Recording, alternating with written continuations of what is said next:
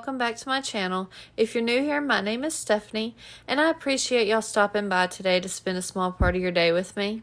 Today I'll be showing y'all how I made these 11 quick and easy patriotic themed minis for my tiered tray. I hope y'all enjoy the video, and if you do, please give it a thumbs up, and be sure to hit that subscribe button if you haven't already. Let's go ahead and jump right into the first DIY. For this project, I used one of these home shelf sitters that I picked up at Dollar Tree.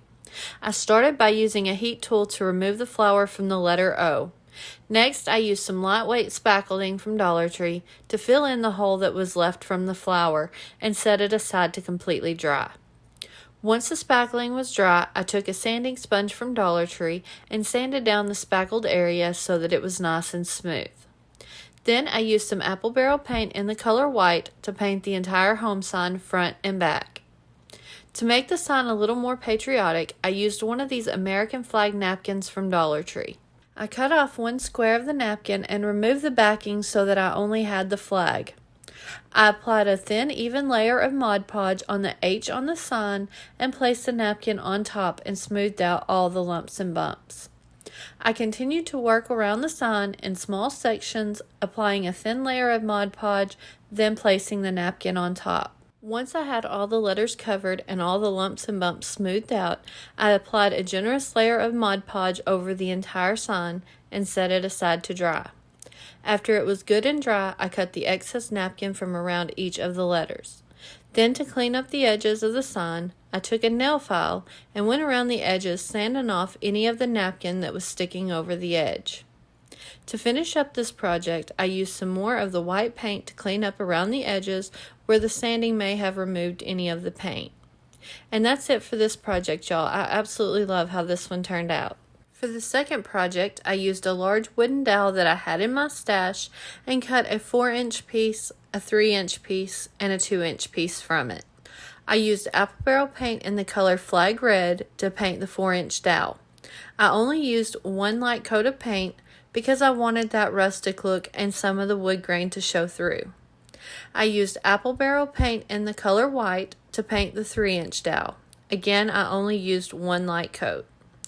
I then used apple barrel paint in the color bright blue to paint the 2-inch dowel rod using one light coat. Next, I used 3 wooden stars that I had in my stash. I'm thinking I picked these up last year at Hobby Lobby, but I'm not 100% sure. And painted them front and back with apple barrel paint in the color King's Gold. Once everything was dry, I used some wired jute cord from Dollar Tree as the fuses for the fireworks.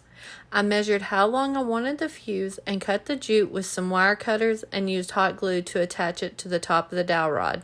After I had the fuse in place, I used hot glue to attach one of the stars to the top of the fuse. I then repeated the steps to add fuses and stars to the other 2 dowel rods.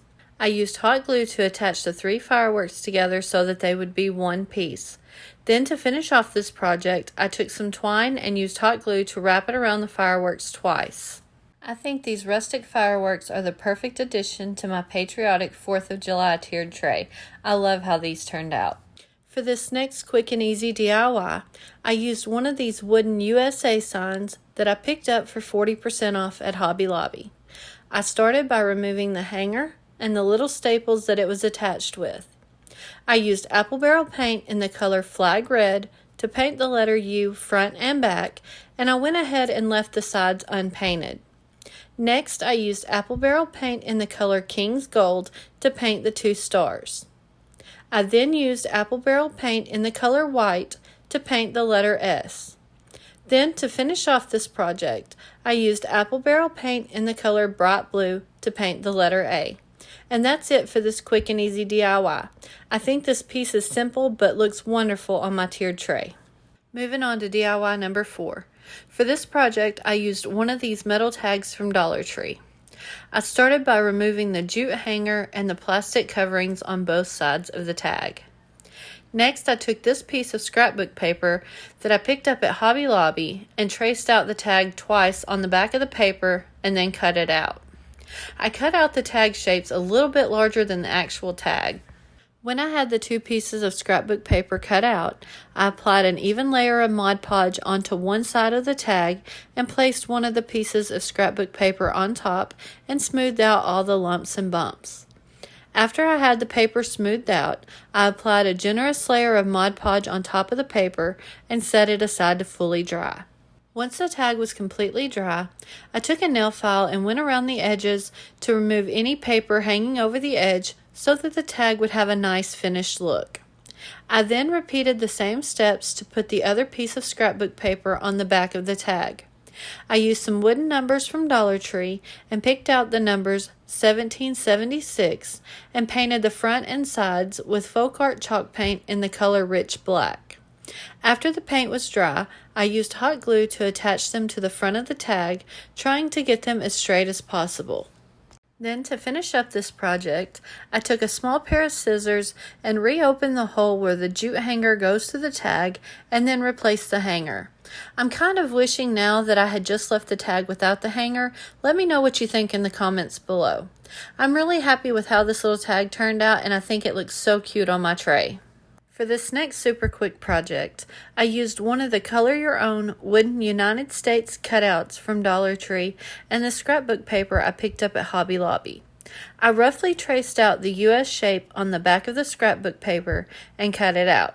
Again, just like in the last DIY, I cut out the scrapbook paper just a little bit larger than the actual wooden cutout. Once I had the scrapbook paper cut out, I worked in small sections, applying a thin layer of Mod Podge to the wooden cutout and placed the scrapbook paper on top, smoothing out all the lumps and bumps. I continued applying the Mod Podge and placing the paper on top until the entire shape was covered. Then, once I had all the paper adhered to the wooden cutout, I applied another layer of Mod Podge on top of the scrapbook paper to seal it and set it aside to dry. To finish off this project, once the Mod Podge was completely dry, I took a nail file and went around the edges to remove all the paper hanging over the edge. I also made sure to get into all the small crevices on the cutout so that it would be true to shape. I think this little sign turned out great. I'm really happy with the way it looks, and it fits perfectly between the tiers on my tray so that it stands up on its own. This next project couldn't be any quicker or easier. I started with one package of these wooden 4th of July words from Hobby Lobby that I picked up for 40% off and picked out 3 of the words. I chose to use the words America, July 4th, and Freedom. Next, I took 3 of these wood craft cubes from Dollar Tree and painted them with apple barrel paint in the color white. Then, to finish up this project, I told y'all this was a quick one. I used hot glue and glued one of the blocks to the back of each of the words. I tried my best to get them as close to the center of the back as possible, and for the July 4th, I put a block on the bottom of the letter Y, which makes it a little taller than the other 2 words. And that's it, y'all. I really hate to even call this a DIY, but I think they are a perfect festive addition to my tiered tray. For this next DIY, I used one of these square wood bead garlands from Dollar Tree. I started by cutting the garland apart and separating the beads so that I would have 3 sets of 10 and 1 set of 5. I placed 10 beads on a skewer with some hot glue between each bead so that I could easily paint them. I used apple barrel flag red paint to paint the first set of 10 beads. I used 1 light coat to allow some of the wood grain to show through. I used apple barrel white paint to paint the second set of 10 beads, again with a light coat. For the last set of 10 beads, I used 1 light coat of apple barrel paint in the color bright blue to paint the beads. I left the last 5 beads unpainted. Next, I used some of these American flag cupcake toppers from Dollar Tree, and I took a tiny pair of scissors to separate 4 of the flags from the sticks. This did take a little finessing to get the inside of the flags to detach from the wooden stick, but if you take your time, they come out fairly easy. Once I had all the beads painted and the flags removed from the sticks, I used some of the white cotton twine from Dollar Tree and an upholstery needle to string the beads back onto a new garland. I went with the pattern of red, white, blue, natural, red, white, blue, and then a flag until I had all the beads and the 4 flags onto the new garland. After I had the garland made, I made sure to leave enough twine at both ends so that I can attach the tassels. To create the 2 tassels, I used some red, white, and blue yarn from Dollar Tree. I wrapped all 3 strands of yarn around my fingers about 20 times and then cut the strings off from the yarn balls. Next, I took a piece of the red yarn and put it through the top of the loop and tied it in a triple knot to secure it and cut off the excess. Once I had the top of the tassel tied, I cut the bottom of the loop to separate the strands of yarn and flipped the whole thing upside down so that it would hide the knot in the red yarn. After I flipped the tassel over, I took some of the white yarn and wrapped it around the top of the tassel about 5 to 6 times and tied it in a triple knot to secure it and cut off the excess. Once I had the tassel made, I compared it to the other tassel and trimmed it up to match. To put the tassels on the ends of the garland, I used the upholstery needle to thread the tassel onto the twine and tied a triple knot to secure it in place and trimmed off any of the excess twine. I then repeated the same steps on the other end of the garland to attach the other tassel. I'm super happy with how this festive garland turned out, and I think it's the perfect filler piece for my tiered tray. For this next super simple and quick DIY, I started with 5 of the tumbling tower blocks from Dollar Tree and painted them with 1 coat of apple barrel paint in the color white. Once the blocks were dry, I used hot glue to attach them all together. Next, I used 1 of the American flag patches from Dollar Tree and hot glued it to the front of the blocks, and that was it for this one, y'all. I think this little stand-up flag turned out so cute, and it adds such a unique texture to my tiered tray. For the next project, I made a firework arrangement for the top of the tiered tray. I started with 1 of these wooden barrels from Hobby Lobby that I've used multiple times over the past year since I like to have some sort of arrangement on top of the tiered tray. I took 1 of the flags from Dollar Tree and placed it in the middle of the barrel and started building the arrangement around the flag, starting with some of the fluffy red, white, and blue picks that I picked up for 40% off at Hobby Lobby. I cut the picks apart and arranged them around the flag so that it looked like the fireworks were bursting in the air. Next, I took this berry pick that I had picked up at Walmart and cut a few of the silver, blue, and red berries off the pick and removed all the leaves so that all that was left was the berries. I then placed them around the flag as a sort of filler. Then, to finish off this arrangement, I took some of these blue, red, and white coral picks from Dollar Tree and cut off 2 limbs in each color and arranged them as additional fillers around the flag in the arrangement. Once I had all the picks in place, I went around the arrangement and fluffed it up until I was happy with the way it looks. I do love how this arrangement came together with all the blues, reds, whites, and silvers, along with all the shine and glitter. It really puts me in the festive 4th of July mood. For this simple and quick DIY, I started with 1 of these metal Patriotic Gnome garden stakes from Dollar Tree and used a pair of pliers to remove the metal stake. The stake came off really easily with very little force needed to peel it off the back of the gnome. After I removed the stake, I went ahead and cut off the little metal tabs using a pair of wire cutters.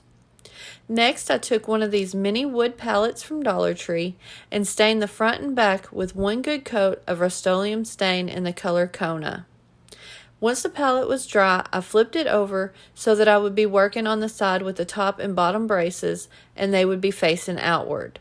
Then I centered the gnome on the pallet and took some Fix-All super glue from Dollar Tree along with some hot glue and attached it to the pallet. I put the super glue directly on the wood where the gnome was touching and then put the hot glue on the edges of the gnome itself for a quick hold while the super glue was setting up. Then, to finish up this quick little project, I took a tumbling tower block that I had painted white and hot glued it to the bottom of what is now the back side of the pallet so that it would stand on its own. And that's it for this quick and simple DIY. I absolutely love how this one turned out, and I think it may be my favorite out of all of today's projects. Let me know in the comments below which of today's projects are your favorite. For this last DIY, I used 4 of the wooden dowels from Dollar Tree and started by laying out 2 of the dowels to form the sides of the farmhouse ladder. Then I took 1 of the other dowels and eyeballed about how long I wanted it to be for the rungs of the ladder, which happened to end up being roughly 2.5 inches long.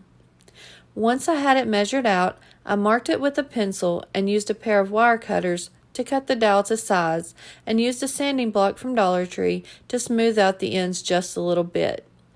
I did go ahead and cut just the tip off the flat end so that both ends would look the same.